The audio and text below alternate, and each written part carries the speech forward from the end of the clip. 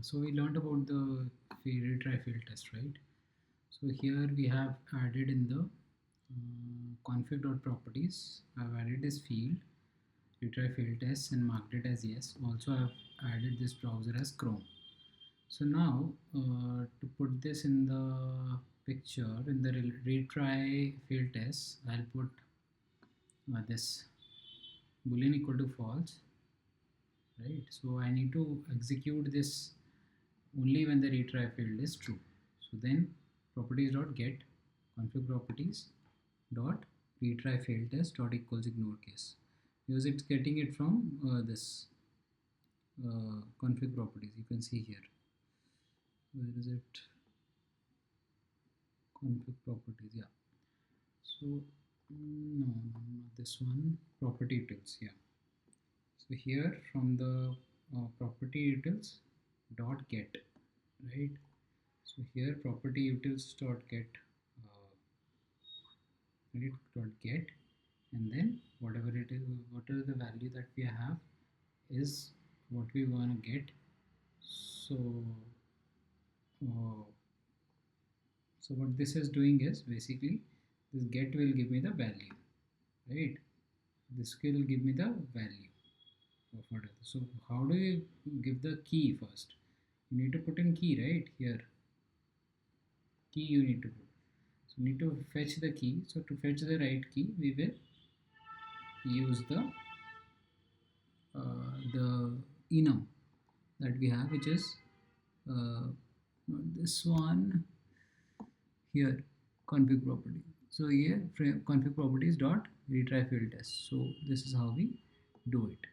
And then it asked me to give a try catch block, and then I did that. So here I've given boolean is equal to false. So by default it will return false, but just in case it is returned as yes. If it is a yes, then this count will be increased and it will retry the logic, right? So this is the logic behind it. And there's one more thing that we did, and it was that in the driver manager we had this unload, right? So similarly, just like we had the unload method over here, right? Here we had unload. So in the properties also we will do the extend report. Here also I have added extend report dot unload. Got it? So this unload method is in the this one, unload ext test dot remove, right? So this we have done. Now we want to add in a parameter for the cross-browser testing. So for the cross-browser testing, wherever we have the driver initialized, we need to go there. So this is just the thread local, and here we have the driver. So we are initializing the driver here. So what I've done is, this was initially, and if else, this is the code that I've written. So this was there initially also, only this one was there. So what I've done is, I've put in the if statement here, browser dot equals ignore case Chrome. In that case, this one would be executed, set driver, and if it is not, then this. Now I need to pass this as a parameter here. Why? Because it will vary from test to test. Why it will vary from test to test? Because here you can see that I have created the data sheet. I've added one column called browser. So if I want to run this test on Chrome and this one on Firefox, right? So I can do that, and any manual tester or product owner can do that. So that's why I have created this, and dot set driver manager dot set driver is driver, right?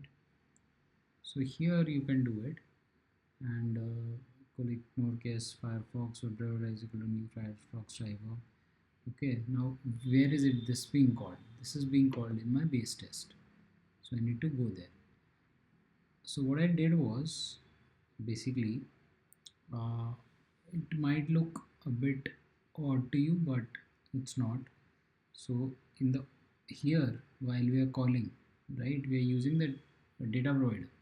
So what is the data provider returning us? So if we go into data provider utils, we will see that it returns us a list of map, right? Smaller list is a list, right? It's a list of type map. So what I've done is, if we go to the base test, right, because base test is where the driver will be decided.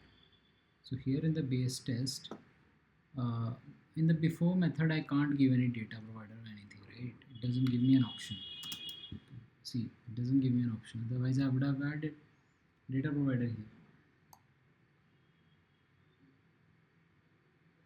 So the thing is that, so this is the data provider, right?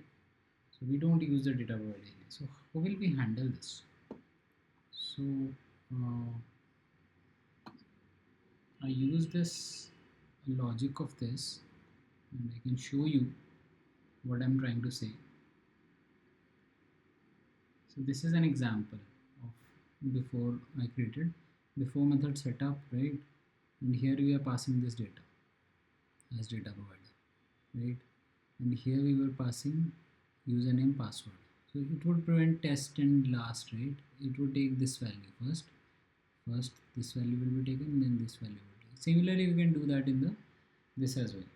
So this is object data that we are taking. And why this object data? Because you see that if you don't take object data and you take something else, so it will, before method will only take certain things. So I will show you here.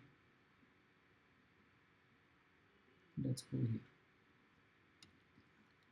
and see what it can accept. See, enabled groups depends only for groups, always run, okay, timeout, ignore feature. So when I ran this, right, when I ran this, I gave it something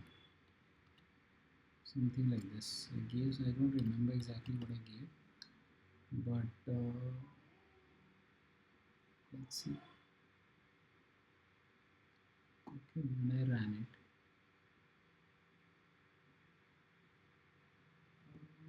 let's just remove this for now. Oh, why am I doing it here? I shouldn't. Okay, I was doing it here. So here I had put in array, I think. I'm just playing around, let's see.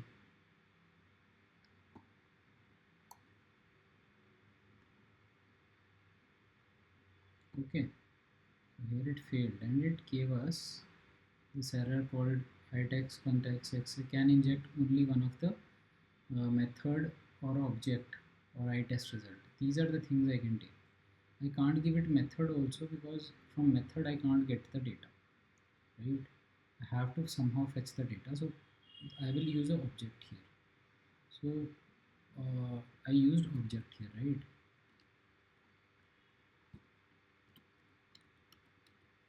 So I used object here. So similarly in this fashion we printed the data array.toString, and these two values got printed first time, right, for this data, right? So similarly in this fashion, right, it will fetch the data from. So similarly this is the same thing that I've done over here in the where is it, this we already did, base test. Yeah, in the base test what I did, I give it object data, and now you know that we had this of type this one. Data provider is a list of, it has the small list that is returned is a type of array list, and uh, it's a single array list which contains a lot of maps, right? So here what I wanted to do was, in the base test I added object data, which is a super class of array list, and now I typecasted it into a map. Okay, the object data I typecasted into a map. So now one map will, this will be a map, right? This whatever data is coming of 0, I want to fetch the first value, so first map will be fetched here. Okay, so and I am just putting it into a map, and then from that map, because that map will have this, right, this, and value as this, right? So I want to get the browser. So I will get the browser from that particular map.get browser, and hence for each test when this runs, the data that is fetched will be returning. So whatever method calls it, so that particular data for that particular method will be stored here, right, in this, because this will be based on test name and whether execute is yes. So against that mapping it will happen, and when I try to run it, you can see that here I have passed it as this is login level logout test, demo test. One is on Chrome, one is on Firefox, right? And in the testng.xml, sorry, testng, where is it?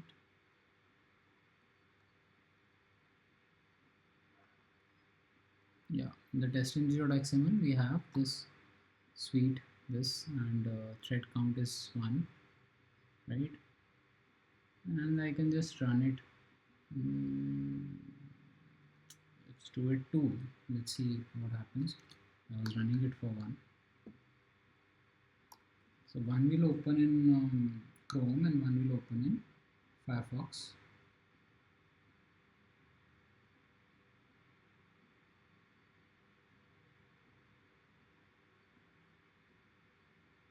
I think there also I need to put 2 only, then it will execute it. But anyways, I will show you once this gets executed, we will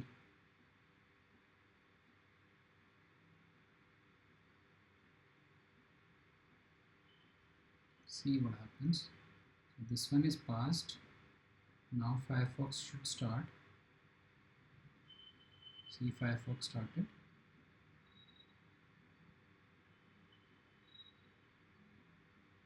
So we ran the 2 tests, and you can see that this one also will pass. So it will log in and log out, and you can see these both, this one ran for Chrome and this one ran for Firefox. So we will have the report soon. So we will see in the report that both passed, and in both the login is clicked, right? Profile menu is clicked, log out, and then here also for Firefox also we have this particular